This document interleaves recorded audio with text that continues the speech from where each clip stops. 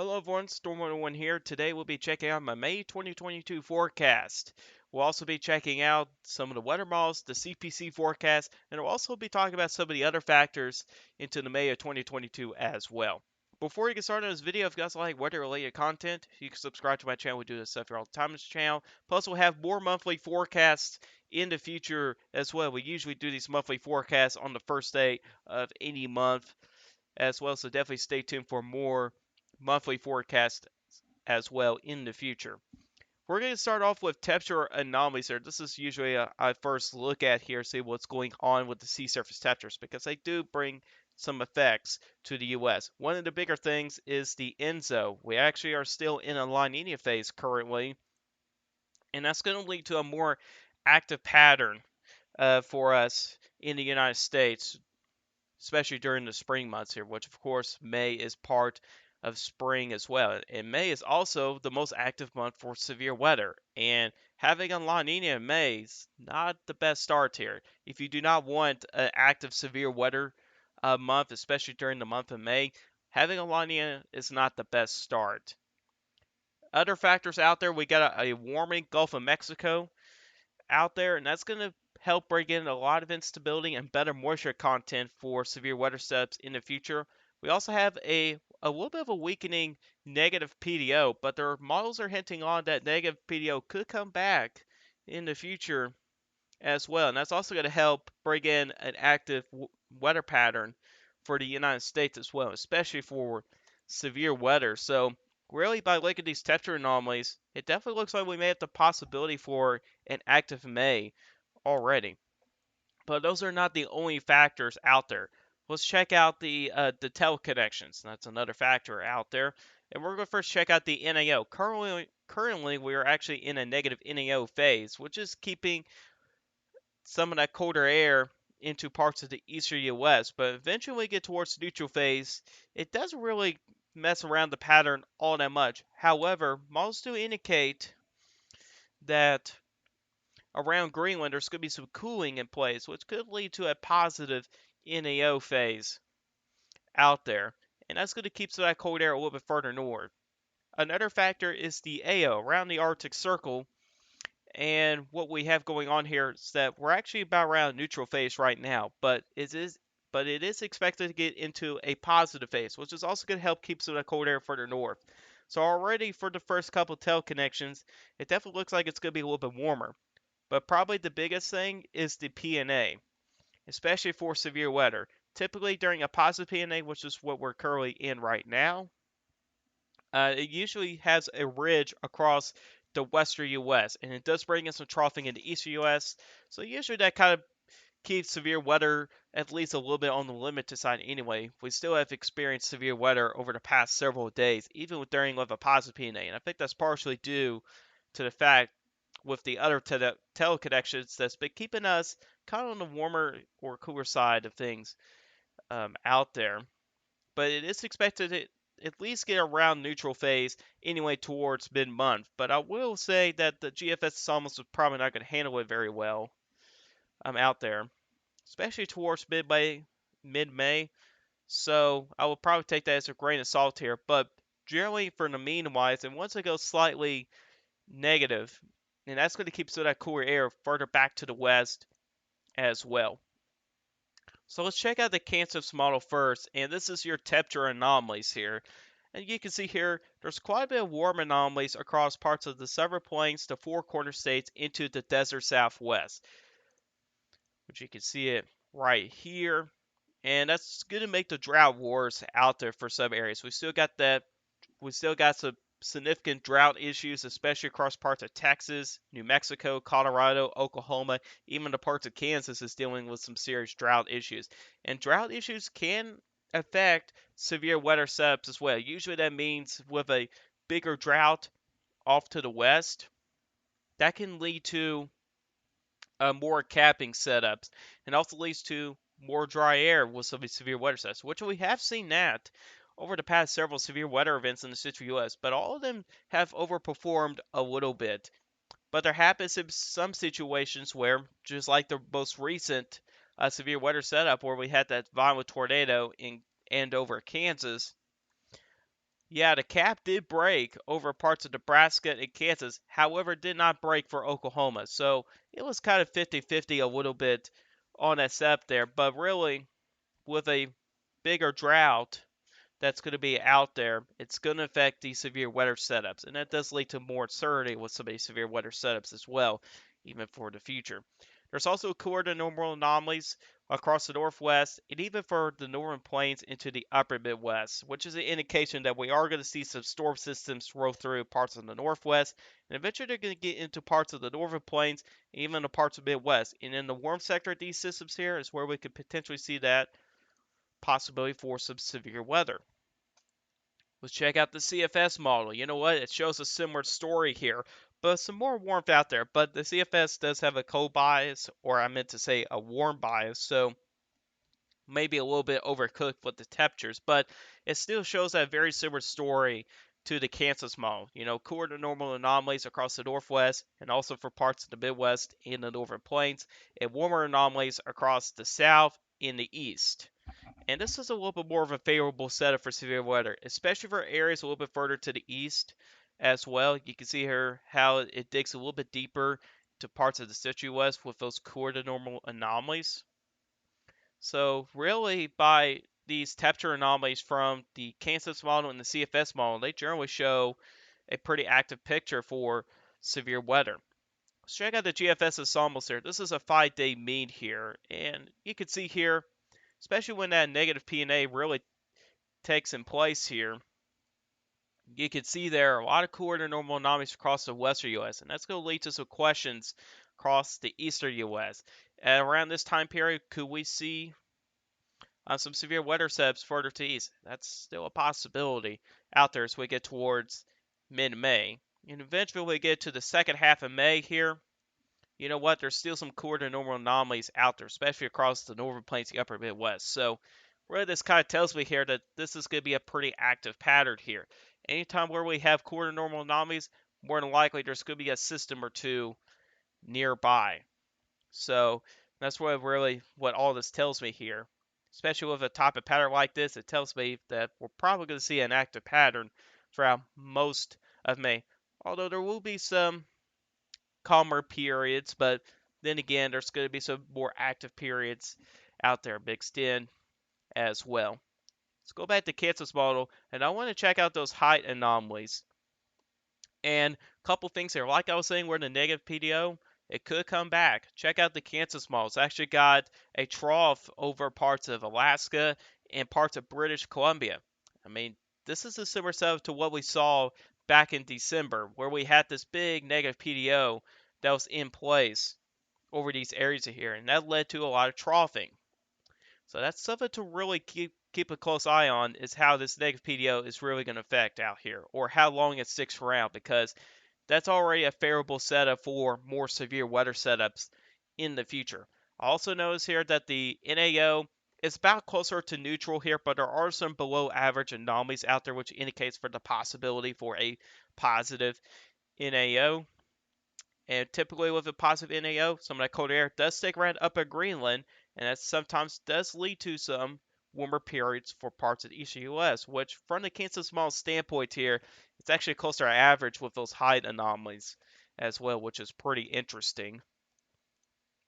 As we check out the CFS model with those height anomalies, you can see here a pretty similar situation to the Kansas model. You got a negative PDO in place over parts of Alaska and British Columbia, and then again over Greenland. It's about closer to average to the NAO. And with that NAO being closer to average, it's not going to affect the pattern all that much here for the United States. And I think one of the bigger things that's going to control the pattern is going to be this negative PDO and that La Nina farther to the south here. With both of those kind of coming together, this is going to lead to a very active period of severe weather during the month of May, which, of course, during the month of May, you know, it is the most active month of the year for severe weather. And that's a little bit concerning as well, which, you know, it is typical for May to be very active. It's pretty typical. Keep in mind of that. So I kind of go back to the Kansas model. Let's check out those precipitation anomalies, which you can see here. It's not very impressive with precipitation anomalies across the eastern U.S. It's generally average to slightly above normal. However, as you get into parts of the central U.S., it's actually showing to be a little bit drier than normal, which would not be good news for some of those farmers because of that drought that's still going on out there. And unfortunately, if the Kansas model were to be correct, that drought could expand or get worse as you get farther to the north. So it's not necessarily a good thing. But there's also another area of above average precipitation anomalies, so that's across the northwest, which is an indication that we'll probably see plenty of systems roll through the northwest, and they're going to go for the Rockies. And we're going to have to see how they really amplify as they get into the central U.S. Depending on how those systems kind of go, can really determine how significant some of your severe weather setups could be out there. If we check out the CFS here with precipitation anomalies, you can see here it actually shows more above normal anomalies further to the east than the Kansas model. And I think this is a bit of a more accurate picture here from the CFS model. You can see here these above normal anomalies cover the Ohio Valley, even parts of the Mid-Atlantic, Tennessee Valley, parts of the Midwest, even back in the parts of the plains as well. And this is an area I will focus on for any potential severe weather setups, especially if the potential is there that it could be above normal over some of these areas as well. And you also notice there are some slightly above normal anomalies as you get back to the parts of the northwest as well. Another thing I do notice here is that unfortunately things are looking to stay dry over across parts most of Texas, parts of the four quarter states, even the parts of Nevada and California being on the drier side of things. Not necessarily a good thing, especially over some of those areas that really need rain out there as well. Let's move on to the GFS Ensembles here for the 7-day precipitation anomalies. And you can see here for the first 7 days or the first week of May, pretty active out there. A lot above normal anomalies across parts of the central and eastern U.S. However, as we do get into deeper to mid-May, it pretty much stays that way across this parts of the central and even parts of the eastern U.S. And it just really sticks around over some of the same areas into mid-May and possibly into late May as well. And when you have above normal anomalies like this, that means this active pattern is like could sort of continue throughout most of the month of May. So it's definitely something to really watch for very closely. Here's the European ensembles. Now this only goes through the first half of the month of May, but definitely pay attention to areas that has been meaning for at least 2 inches of rain, which is areas in the red, especially when you get into areas that's in the 4+ inch zone. These are areas I will keep an eye on for the first half of the month.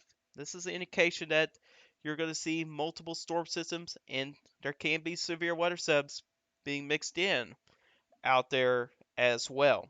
And you can see here it covers over a large area over parts of the central and eastern U.S. as well. And some of these areas could see multiple severe weather setups throughout the first half of the month of May, which, you know what, we're already seeing that over the next couple days as the time of making this video. So here's the Nme model. This is kind of an ensemble mean model. It's kind of a mean of most of the global models out there, the long range models. And usually these models here are warm biased as well, so I'll probably take it down a notch here and it'll probably be a more accurate picture. But you can still tell here where some of your cooler normal anomalies could be at and where your warmer anomalies are going to be. You can see here some of your warmer anomalies. It seems like it's likely going to be over parts of the four quarter states, across the several plates, even down to parts of the Gulf Coast states as well could see some warmer than normal anomalies. However, as you get farther to the north and even parts of the east here, could be closer to average potentially from the northwest across the northern plains, Midwest, even down to parts of the Ohio Valley. Especially for areas a little bit further east, this can be favorable for some severe weather setups, especially over parts of the Mid-Atlantic and the Ohio Valley, which, you know what, when you check out the probabilities here for precipitation, it actually matches up pretty well. However, I will have some disagreements here as you kind of get further back to the west here. I don't think it's going to be that dry over parts of the central U.S., but I still would believe there will be areas that will still be drier than normal out over some of those areas as well. But really overall for the month of May, especially for parts of central U.S., definitely not good news for areas that are dealing with serious drought issues. And unfortunately, I don't think it's going to get any better throughout the month of May, unfortunately. Here's a look into the Cloud Prediction Center's forecast, and you can see here, I do agree a lot with the temperature forecast. I think it will be below average across the Northwest, even the parts of the Northern Plains and the Upper Midwest. And I also do believe it will be warm across the South, and it will also be a little bit warmer across the South, parts Southeast. Now, I do have some disagreements with the precipitation outlook. I think the above normal anomalies could easily get extended in the parts of the Ohio Valley, in parts of Tennessee Valley, and maybe in the parts in the Mid-Atlantic. I think that's a little bit out there for the Mid-Atlantic here, but I still could see areas farther to the east here being within that above average region. But really everything else here I do agree with the CPC. Alright, let's check out my official forecast here. So we're going to begin with temperatures, and you can see here, similar to the CPC forecast, below average, slightly below average temperatures across the Northwest, into the Northern Plains, into the Upper Midwest. I think we're going to see some cooler than normal anomalies up there. I think that's going to be quite a common theme up there for the month of May. We'll also have above normal temperatures across parts of most of Texas into portions of the four quarter states. So we're going to be very mild or hot over some of those areas out there. In that yellow shade, that's where we're going to see some slightly above average temperatures, which goes from parts of California, Nevada, through the portions of the four quarter states, across the several plains, into the deep south, even into parts of the Carolinas, and perhaps in parts of the Mid-Atlantic as well. Meanwhile, across the Great Lakes, the Ohio Valley, across the Northeast, I think we're going to be closer to average with temperatures for the month of May. Here's precipitation forecast. There are two different areas of slightly above average precipitation. One of those areas is across parts of the Northwest, mainly northwestern Oregon and western Washington. Average across pretty much for the rest of the Northwest. There's another slightly above average region across parts of the Dakotas, parts of the Central Plains, portions of the Midwest, down into parts of the Ozarks, into parts of the Tennessee Valley and the Ohio Valley as well. Areas on the southern end of the slightly above average region, that's the area I would definitely pay attention to for some future severe weather subs. I think it's going to be active in those areas in there during the month of May. Really, the entire East Coast is closer to average with precipitation. As we move back further to the west, across the several plains, portions of the several plains, just to say here, I think it's going to be slightly above average. That does extend all the way up into just east of the Rockies of Colorado into southeast Wyoming, but those slightly below average anomalies do continue in the parts of Utah, Nevada, eventually ending up in the parts of California. There are two areas of below average precipitation. One of those is in southern Texas. Another one's across parts of northern New Mexico, northern Arizona, far southwest of Colorado, southern Utah, into southern Nevada as well. Here's a look into the severe weather forecast. I'm not going too far out there for the time being. Well, there's actually no such thing as for the time being because there's not going to be an update. But anyway, here, I know there's going to be a little bit of confusion here on the severe weather forecast. So let me go and do that real quick. So this is based off of average. Keep in mind that when it comes to severe weather.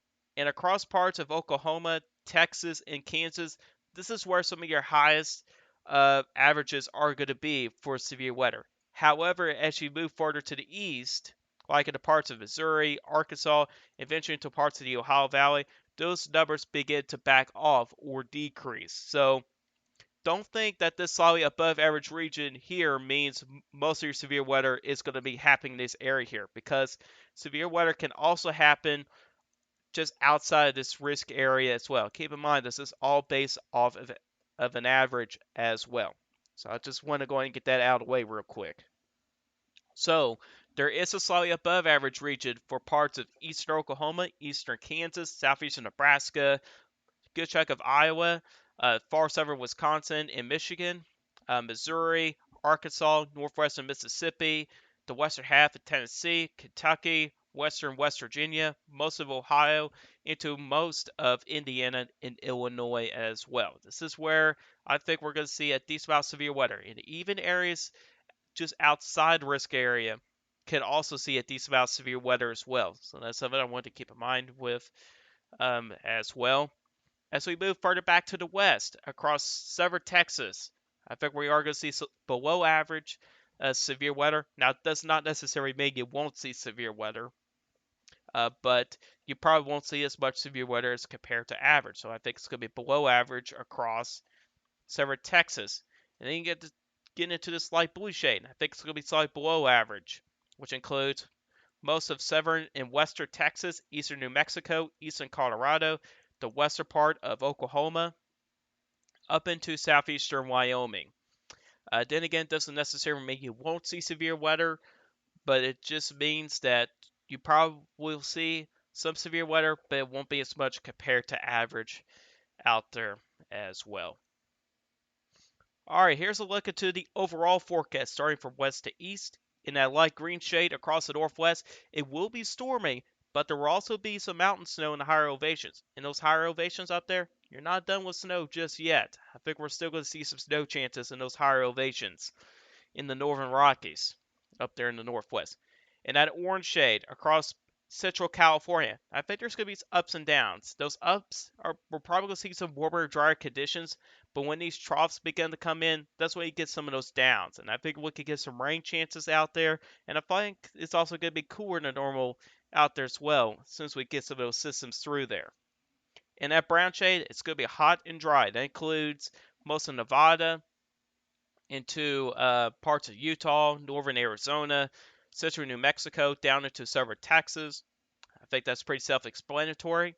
And then across the desert southwest, I think there's going to be some rain chances down there, and I think we could get a little bit of some drought relief, which if you've seen the precipitation forecast, it's actually could be closer to average in some of those areas down there. So hopefully you guys could get some rain down there across parts of the desert southwest. And that light blue shade, I think it's generally going to be on the cooler side of things, especially in those higher elevations. There could be a little bit of snow in some of those higher elevations, but the chances of that is just pretty low out there. And I think will be some rain in the lower elevations. And that pink area, unfortunately, there's going to be some wildfire risk continuing. As soon as, like the CPC has said, or the Storm Prediction Center, I should say, like they said, anytime there's like a severe weather setup in the central U.S., it always comes with a wildfire risk. So unfortunately, I think we're going to see more wildfire risks over parts of Texas, New Mexico, Colorado, western Kansas, southwestern Nebraska, even into southeastern Wyoming, and also western Oklahoma.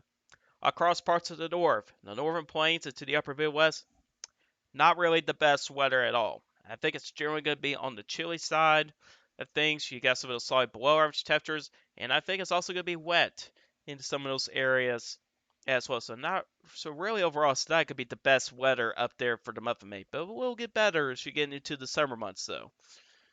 In that red area, across parts of the central parts of the Southern Plains, into the Midwest, to the Ohio Valley, the Ozarks, even the parts of the Texarkana region, I think severe weather is going to be a big story in those areas throughout the month of May, and I think it's going to, like we've seen on um, the severe weather forecast, some of these areas will be slightly above normal this year, and I think I got pretty decent confidence with that as well. A lot of these factors here really do trend towards an active severe weather month for some of those areas as well. Across the southeast, in that yellow shade, summer-like weather. It's going to be very mild, humid. There will be some popcorn showers and thunderstorms out there occasionally out there as well. So pretty much overall, it's going to be summer-like weather across those areas. It'll be pretty nice. And then the last area is in the northeast, and I think it's going to be closer to average. We'll see a few systems here and there. Some of those could bring maybe a low-end severe weather risk setup, especially on the southern end across parts of Pennsylvania. But really, overall, I think it's going to be average for generally for the Northeast throughout the month of May. But anyways, guys, that's all for you guys today. Hope you guys enjoyed this video. Guys, like this video. hit that like button. If you do like my channel, hit that subscribe button. Hit the bell notification so you never miss an upload. If you've got some questions about this, put a comment section down below. I answer guys' questions. I'll see you guys in the next video, which will actually be happening later today, by the way. I almost forgot to say that today is a double upload day, so definitely stay tuned for the next video as well. And I hope you guys have a great day, and goodbye.